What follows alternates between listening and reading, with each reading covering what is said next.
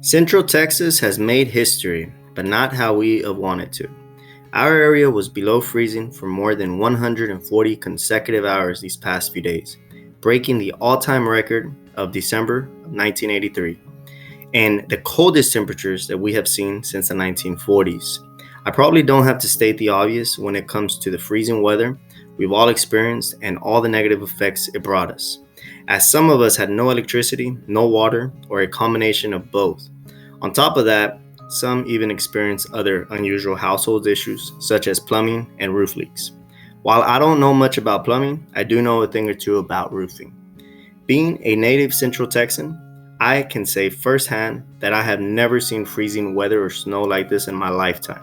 This is pretty much unheard of around here, and for this reason, I would have to say that if you've experienced a roof leak due to this weather, know that more than likely it is not because of a failing roof. Roofers in Central Texas do not roof with snow or ice on our minds, like our fellow roofers up north do. Because of the area we live in, it is not common practice to install roofs with snow and ice barrier protectants. Every region in our country is different when it comes to weather, and in our region, we roof with heat on our minds, which means that we are looking for better and more efficient ways to ventilate and cool down our attics for our hot, long summers. In the northern parts of our country, they are more concerned about warming and ice-proofing their homes for long, cold winters. This does not mean that one roofer is better than the other or that one uses better materials than the other. It just means that they have to adapt to the circumstances that the weather brings them. It isn't common for my fellow Central Texas roofers to use ice protective underlayment because we rarely get ice. Once ice and snow builds up on our roofs, we naturally wait for it to thaw out. What we need to realize is that ice and snow thaws out and it tends to melt up. That's right, melt up.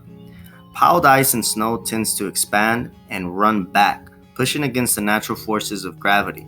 This is why northerners use ice barrier protectors on roof areas that tend to collect the most ice and snow.